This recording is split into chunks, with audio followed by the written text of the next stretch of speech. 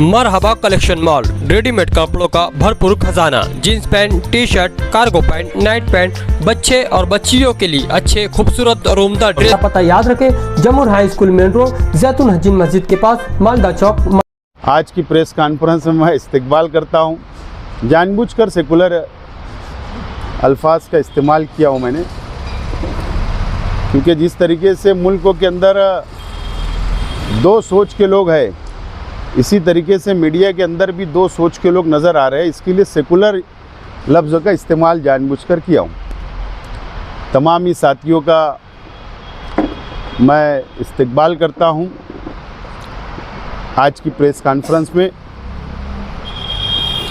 आप लोगों को पता है कि महाराष्ट्र के असेंबली का इलेक्शन ख़त्म हुआ, नतीजे आए, हुकूमत बन गई और कौन सी पार्टी को कितनी सीटें मिली, किसकी हुकूमत बनी, ये आप लोग के सामने है। बहरहाल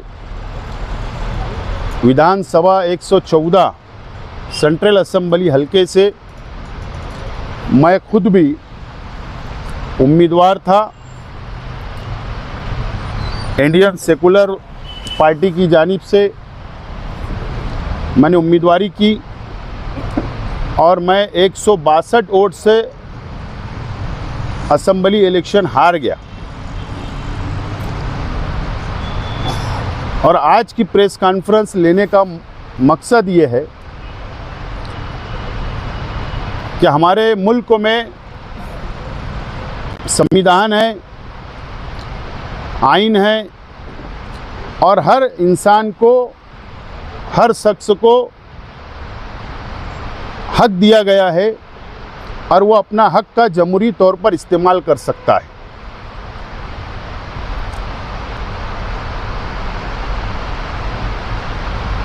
(1951) का एक्ट है, अगर कोई शख्स इलेक्शन हारता है या उसको ऐसा लगता है कि मेरे खिलाफ में कानून के हिसाब से इलेक्शन नहीं हुआ, इलेक्शन कमिश्नर ऑफ इंडिया की गाइडलाइन के मुताबिक इलेक्शन नहीं हुआ, तो वो जो कैंडिडेट जीतता है उसके खिलाफ में वो इलेक्शन पिटीशन फाइल कर सकता है, दाखिल कर सकता है। और उसकी मुद्दत, उसका जो टाइमिंग होता है वो 45 दिन के अंदर उसको इलेक्शन पिटीशन दाखिल करना होता है। और मैंने भी election petition Mumbai high court में जीते हुए उम्मीदवार मोहम्मद इस्माइल अब्दुल खालिक के खिलाफ में इलेक्शन पिटीशन मैंने दाखिल किया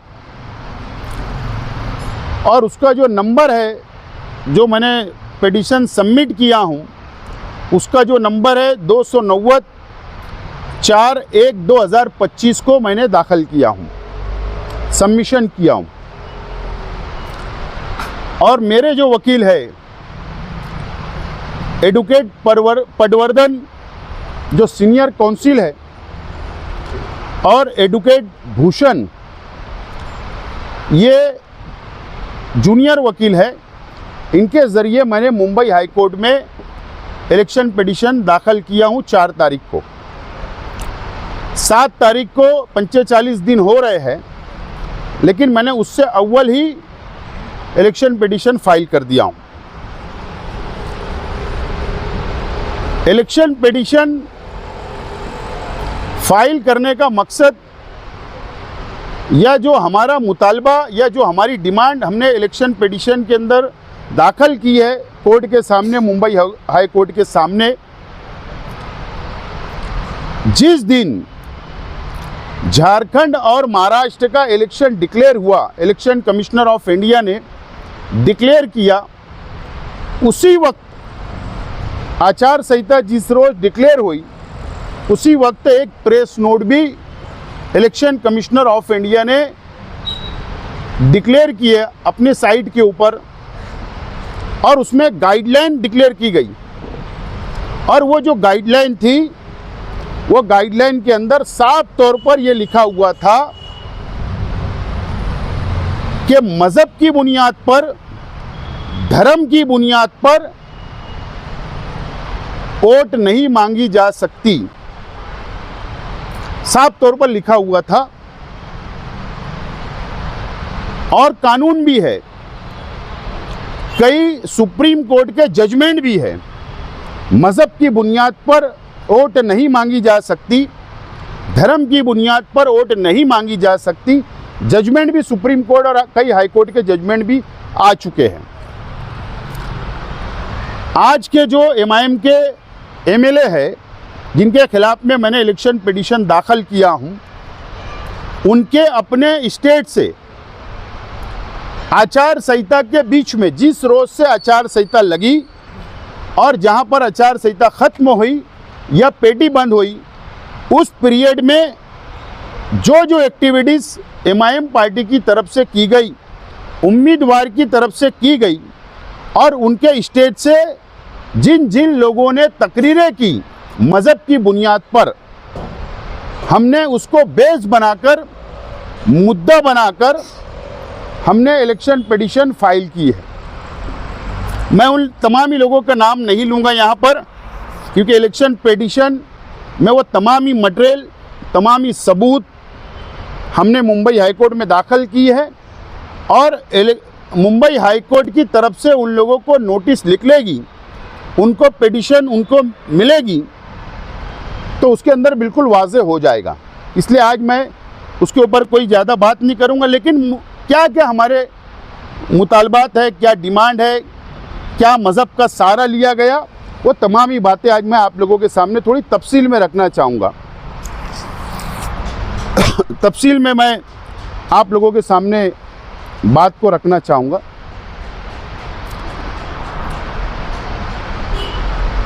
मालेगांव शहर तकरीबन 2007 से लेकर आज तक न ये शहर का डेवलप हुआ, न ये शहर की तामीर व तरक्की हुई, न ये शहर आगे बढ़ रहा है। और उसकी बुनियाद है कि मज़हब का इस्तेमाल हर इलेक्शन के अंदर यहाँ पर होता है। 2007 से लेकर आज तक मज़हब का सहारा लिया गया, मज़हब का इस्तेमाल किया गया, इस तरीके से इलेक्शन लड़ा गया और आवाम के जज्बात से खेला गया और वोट हासिल की गई, इक़्तिदार हासिल किया गया, लेकिन शहर का तामीर व तरक्की नहीं हुई। और 2014 से 19 तक मैं एमएलए रहा और मैं विकास और डेवलप के नाम पर वोट मांगा, और जो मैंने वादा किया था वो शहर में मैंने तामीरी काम किए। बहरहाल ये शहर को इस इलेक्शन में एक मर्तबा फिर मज़हब के सारे और मजहबी बातों के सारे ये शहर की आवाम को गुमराह किया गया और वोट हासिल कर ली गई और कामयाबी हासिल की गई। आप एक बात समझ लीजिए, मैं मुसलमान हूं, मैं ईमान वाला हूं। मेरे सामने जितने कैंडिडेट थे जो बैलेट पेपर पर रिकॉर्ड पर थे, आप बात समझ लीजिए, बैलेट पेपर पे थे, वो तमाम ही उम्मीदवार मुसलमान थे। कोई भी हमारा हिंदू भाई उसके अंदर नहीं था, सब मुसलमान थे। लेकिन तकरीरें ऐसी की गई, ऐसा मजहब का सहारा लिया गया कि एक अल्लाह, एक रसूल, एक कुरान को मानने वाले के अंदर भी छोटा और बड़ा बताया गया। मैं पक्का मुसलमान, ये कच्चा मुसलमान, उसके अंदर भी फर्क किया गया। ये इलेक्शन ये शहर ने देखा, ये शहर को गुमराह किया गया। आप इत्मीनान से समझ लीजिए, हर शहर की आवाम एक साथ जमा होकर किसी सियासी पार्टी का जलसा नहीं सुनती, या आप लोगों के YouTube चैनल के ऊपर जो तकरीरें आती वो सब नहीं सुनते। उनको अलग अलग तरीके से गुमराह किया गया, अलग अलग स्टेज लगाकर। मिसाल के तौर पर एक हजरत थे, एक मुकर्रिर थे उनके, वो ये बोलते हैं कि लश्कर वाली ईदगाह के खतीब व इमाम इमामत करते हैं और मैं जानता हूं कि मालेगांव से कम 1.5 लाख तबका आपके पीछे नमाज पढ़ता है कि नहीं, बताओ मुझे हाथ उठाकर। तकरीर में बोला गया, हाथ उठाकर बताइए। वो शख्स ऐसा बोलता है, जब तुम नमाज पढ़ते हो, 1.5 लाख की तादाद में अपना इमाम मानते हो, तो खुदा की कसम हम गौसे आजम को मानने वाले हैं, अपनी जान इनके नाम पर दे दे और शहर का मुफ्ती नमाज पढ़ाए और 1.5 लाख का मजमा नमाज पढ़े। आज वोट के लिए आओ और इसे बोलना पड़ता है कि शर्म करो, शर्म करो, शर्म करो। मालेगांव के गयूर मुसलमानों, तुम नमाज पढ़ते हो, इनके पीछे अपना इमाम मानते हो, आज कसम खा लो हमारे एक एक वोट मुफ्ती इस्माइल साहब की निशानी पतंग को पड़ेगी, पतंग पर पड़ेगी।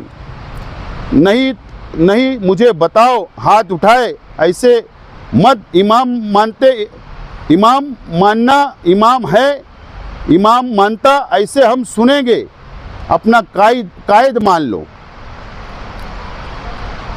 और वो आगे वो शख्स से बोलता, बहुत लंबी है, 1.5 लाख नमाजी शहर के पीछे नमाज पढ़ते, उसमें जैसी तकरीर है वैसी हमने लिखा। तब कैसे जीतेगा ये मुझे बताओ। अगर जीत गया यानी मैं या मुखालिफ उम्मीदवार जीत गया तो खुदा की कसम हम तुम सबको कहेंगे कि इनके पीछे नमाज पढ़ने वाले सच्चे मुसलमान नहीं है। इस तरीके की तकरीर की गई। यानी 1.5 लाख लोग नमाज पढ़ते हो तो कसम खा लो, मैं शॉर्ट में बोल रहा हूँ, कसम खा लो और उनको वोट दे दो। अगर आपने वोट नहीं दिया तो आप सच्चे मुसलमान नहीं होगे। इस तरीके की तकरीर की गई एक उनके स्टेट से, इमाम के स्टेट से आचार संहिता में, और इस तरीके से मुसलमानों को वर्गलाया गया और एक मजहबी मुकामात के एक इमाम के ताल्लुक से बताकर वोट हासिल की गई। इस तरीके की भी तकरीरें की गई।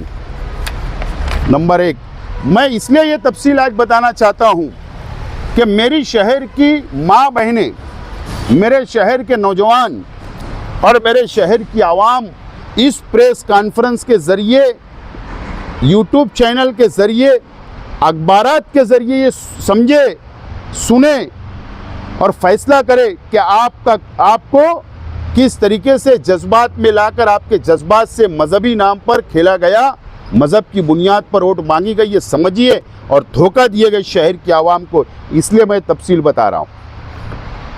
एक और हजरत है, आप लोग 20 नवंबर को होने वाले असेंबली चुनाव में इमाम के जो उम्मीदवार है मुफ्ती मोहम्मद इस्माइल साहब को अपनी कीमती वोट देकर भारी अक्सरियत से कामयाब करें। सुन ले, दूसरा हजरत है, इनकी निशानी पतंग है, 5 नंबर की बटन। याद रखना, हम 5 टाइम की नमाज पढ़ते हैं। 5 इस्लाम के 5 अरकान हैं, वो 5 अद और 5 पंजतन हैं। और मैं अल्लाह रब्बुल इज़्ज़त से दुआ गुआ हूँ कि अल्लाह 5 पंजतन के सदक़े में मुफ्ती इस्माइल साहब को कामयाब अता करे। इस तरीके की बातें की गई। 5 नंबर का बटन, 5 पंजतन, 5 फ़राइज़, इस तरीके से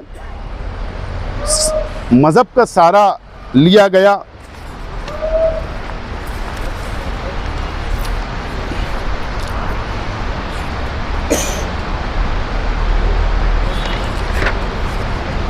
इसकी छोड़ दो।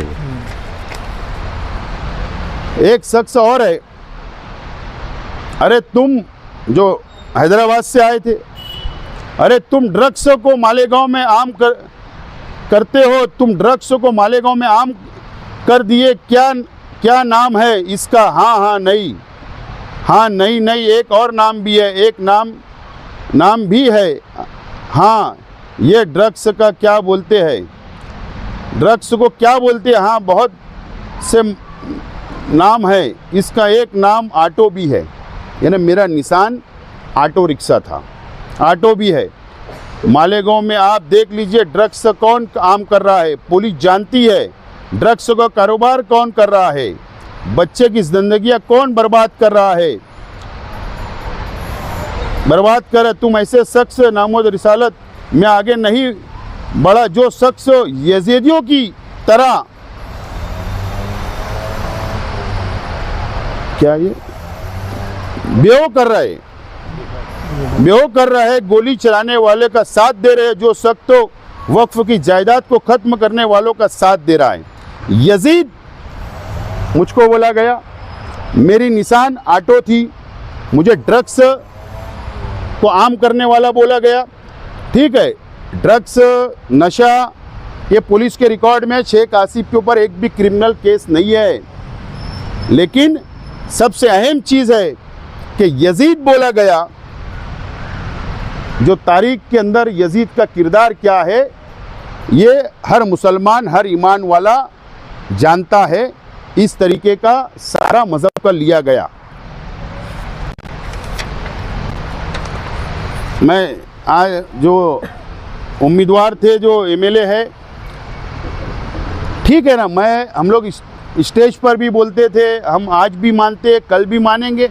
बीमारी हर इंसान को है, बीमारी का आना, बीमार होना, शिफा अल्लाह ताला देते हैं, इलाज भी होता है। ये एक अलग पार्ट हर इंसान के साथ लगा हुआ है। लेकिन ये आए और उन्होंने पूरी तकरीर रौनकाबाद के जलसे के अंदर, और मैं ऐसा मानता हूँ कि इंसानी तारीख में अगर मौत का सबसे ज़्यादा ख़तरनाक वाक़या अगर पेश आया है तो वो हमारे आका जनाब रसूल अल्लाह सल्लल्लाहु अलैहि वसल्लम की वालदा माजदा हज़रत आमना रज़ी अल्लाह ताला अन्हा का था। इन्होंने पूरी तारीख उस वक्त की बताकर एक तरीके से मुसलमानों को जज्बाती करने का काम और मजहबी टच करने का काम किया, और वह ऐसा बताने की कोशिश कर रहे थे कि जैसा उधर हुआ है वैसा मेरे साथ भी हुआ, ऐसा हमको लगता है, अंदाज है। तो ये जो बातें हैं, ये दौलत, तामीर और तरक्की पे होना चाहिए था कि पूरी तारीख बताने की, इस्लाम की तारीख बताकर वोट को हासिल किया गया, लोगों को वर्गलाया गया। ये बहुत लंबी है। और एक शख्स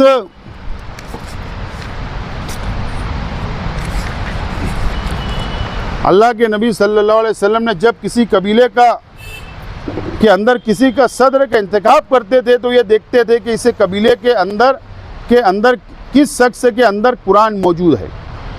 जिस शख्स के अंदर कुरान मौजूद रहता था, मेरे प्यारे नबी करीम सल्लल्लाहु अलैहि वसल्लम इस शख्स का पहला इंतखाब करते थे। इस तरीके से बताया गया। और तेरा मेरा रिश्ता क्या, ला इलाहा इल्लल्लाह मुहम्मदुर रसूलुल्लाह, और 20 तारीख को पतंग की ओट मांगी गई, इस तरीके की बताकर हमारा मुल्क इस्लामी मुल्क नहीं है, यहाँ पर जमहूरियत है। यहाँ हिंदू, मुस्लिम, सिख, ईसाई, हर मज़हब, हर धर्म के मानने वाले रहते। ये इस्लामी मुल्क नहीं है। यहाँ का इंतखाब, यहाँ का उम्मीदवार को चुनना, ये तामीर व तरक्की, डेवलपमेंट के नाम पर, आवाम के मसाइल के ऊपर, तालीम के ऊपर, बुनियादी सहूलत के ऊपर इलेक्शन लड़ा जाता है। लेकिन पूरी तरीके से मज़हब का इस्तेमाल किया गया। और भी तकरीरें, मैं थोड़ा उसको शॉर्ट करता हूँ। एक तो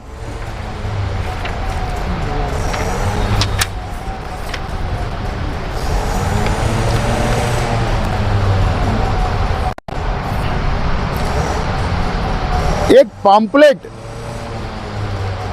एक पम्पलेट निकाला गया इलेक्शन के वक्त में,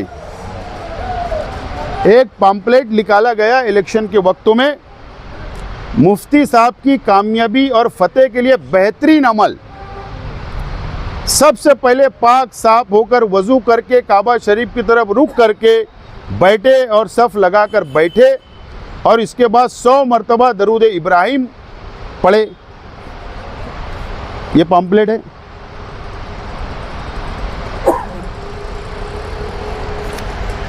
यानी बात समझ लो, हेडिंग क्या है, मुफ्ती साहब की कामयाबी और फतेह के लिए बेहतरीन अमल, और इसके अंदर दरूद इब्राहिम।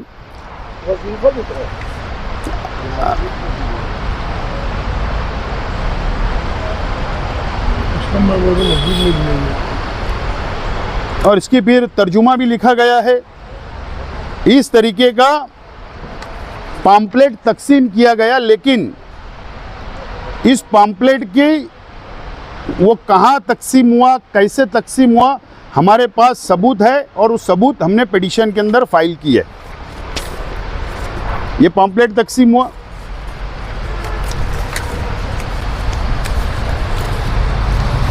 हमारा शहर, हमारा मुल्क जमहूरी मुल्क है। यहाँ पर किसी रियासत में मुल्कों के अंदर 33% आरक्षण, रिजर्वेशन औरतों के लिए भी सियासत में रखा गया, चाहे वो लोकल बॉडीज़ का इलेक्शन हो, चाहे विधानसभा का हो, पार्लियामेंट का हो, सबको आज़ादी है। आदमी हो, औरत हो, सबको आज़ादी है इलेक्शन लड़ने की। एक पम्पलेट तकसीम होता है, अपील शहर की बाइज्जत इफराद और मेरी दीनी मेरी माँ बहनों से एक अपील। बुखारी शरीफ की हदीस में है कि वो कौम हरगिज़ फला नहीं कर सकती जिसने अपना सरबरा बड़ा किसी औरत को बनाया है। इस इलेक्शन के अंदर 2 लेडीज उम्मीदवार भी थे, 2 लेडीज उम्मीदवार थे। बुखारी शरीफ के हदीस का हवाला दिया गया और इस तरीके का पम्पलेट तकसीम किया गया। ये जमहूरी मुल्क है, ये इस्लामी हुकूमत नहीं है। हिंदुस्तान में इस्लामी हुकूमत नहीं है, ये जमहूरी मुल्क है। हर धर्म, हर समाज के लोगों को आज़ादी है, आदमी और औरत को इलेक्शन लड़ने की आज़ादी है। लेकिन पम्पलेट तकसीम किया गया कि औरतों को अपना सरदार, अपना बड़ा ना बनाए, वोट ना दे। इस तरीके का भी पम्पलेट तकसीम किया गया।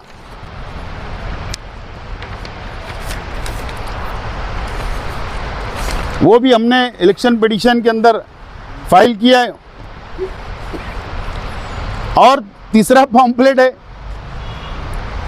वोट देकर सवाब हासिल करे और अपने आप को गुनाह से बचाए। पम्पलेट है और बहुत तफसील है। मोहतरमा राफे आपा साहिबा, MLA साहब की बहन, उन्होंने अपील की है, उन्होंने पम्पलेट निकाला। उसके अंदर बहुत पहला सवाब लिखा हुआ है, दूसरा सवाब वोट देना। देखो मैं शॉर्ट करता हूँ। पहला सवाब वोट एक किस्म की गवाही है, दूसरा सवाब वोट देना एक सिफारिश भी है, तीसरा सवाब वोट देना एक जिम्मेदार बनाना भी है, पैसा लेकर वोट देना हराम भी है। और बाकी उसके अंदर पूरी तफसील बताई गई है कि वोट देकर सवाब हासिल करे तो किस किस किस्मों के ये उम्मीदवार कैसे है, क्या है, वो तमाम ही चीज़ें उसके अंदर भी लिखी गई है। इस तरीके से पम्पलेट है। और हमारे पास, मैं शॉर्ट कर रहा हूँ, हमारे पास वीडियो है, हमारे पास ऑडियो है, हमारे पास आज के MLA उस वक्त के उम्मीदवार बीमार पड़ गए, तो औरतों का इज्तिमा बुलाया गया, औरतों को जमा किया गया दुआए सेहत के लिए, और वहाँ पर वोट मांगी गई, वोट। और महाराष्ट्र के तमाम ही एमआईएम के उम्मीदवारों के लिए वोट मांगी गई। वो सबूत भी हमारे अपने पास है,